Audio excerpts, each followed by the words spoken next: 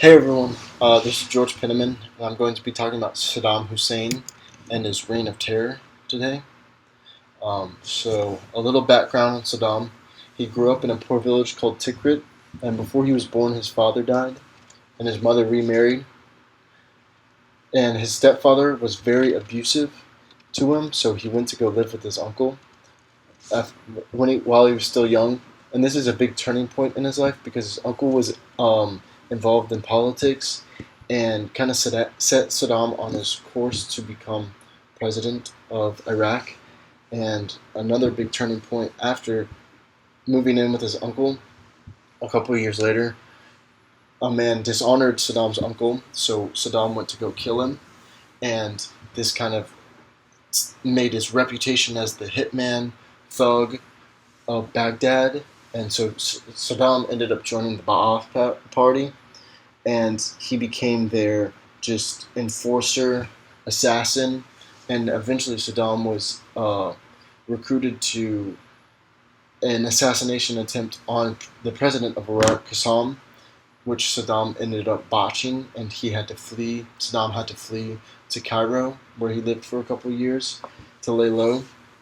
Cairo's in Egypt, but in Cairo, Saddam was made a full member of the Ba'ath Party, and so when he returned, he was able to move his way up through the ranks with force and he was a conniving, scheming man, and became vice president to al-Bakr, and then eventually kind of forced Bakr out to become president in 1979, and then really started his reign of terror in enacting his kind of terrible policies, terrible in the literal and cruel way. So, talk about how he fits into the toxic triangle plus propaganda. And so, first we'll talk about the criteria that he fits as a destructive leader. So he had these negative life themes. Abuse. We talked about abuse from his stepfather, and then he also showed some sadistic tendencies as a child. He would torture animals, poke animals that were walking by with a hot stick. He had these ideology of hate that he got from his uncle. These prejudices, where his uncle would send out these pamphlets on how Jews and Persians and Persia is now Iran, were just no better than mosquitoes, and they should be killed and driven from the lands. And then also Saddam did not like the communists.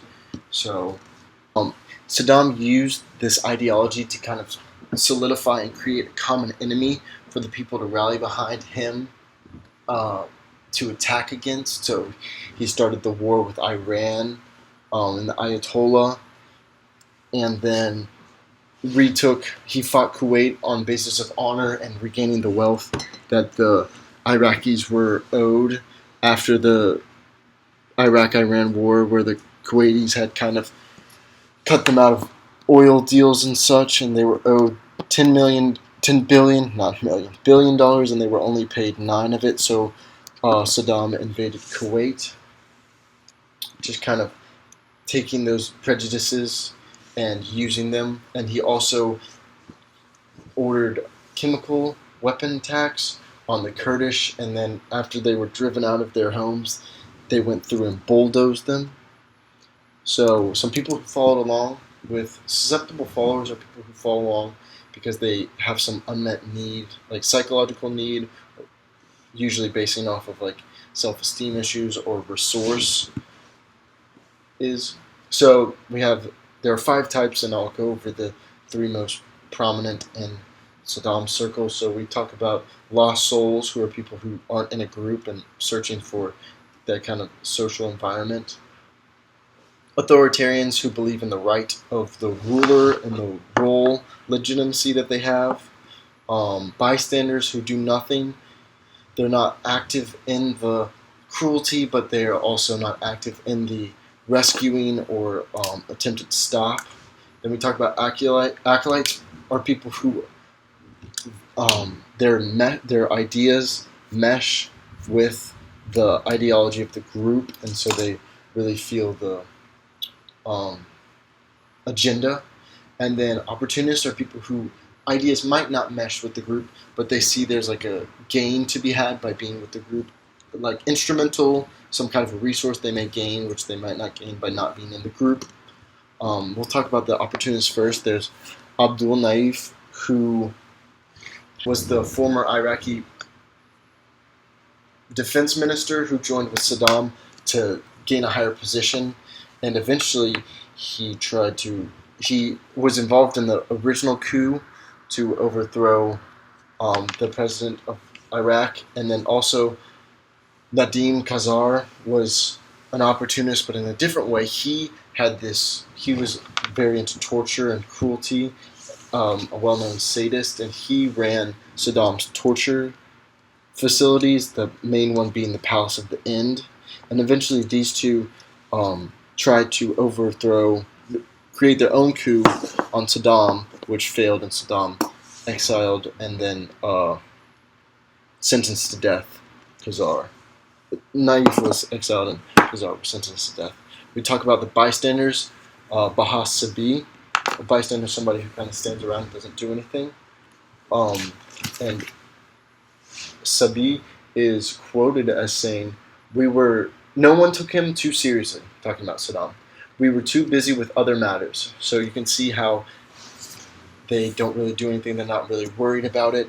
And then even though they knew that Saddam was buddying up with the bodyguards of Bakr, and through his familial ties was able to talk to Bakr, who was then the president of Iraq, and eventually Saddam kind of ingratiated himself with everybody and was made vice president, and then was able to force Bakr out. Acolytes are people who believe in the cause and the ideology, and so we talk about Izzat Ibrahim, who expressed prejudices towards Israel and was all in on the Baas agenda of a pro-Arab state, a united Arab state, and the freeing of Palestine from Israel. So he believed that the Jews should be taught a lesson, and he served as vice chairman of the Iraqi Revolutionary Command Council. And then Saddam's sons, Uday and Qusay, were raised in this fierce, cruel household, and they were just the embodiments of the Ba'ath, rough and prejudices. So we can talk about propaganda, which is the interaction of the followers and the dictator. So some elements to propaganda. Propaganda's purpose is to change people's mind and stir them into actions. And then also maybe y'all could talk about in the reaction to this, if we should move it over on the model, just since it's more the followers and the destructive leader than the followers, the environment, and the destructive leader. Likened to Nebuchadnezzar.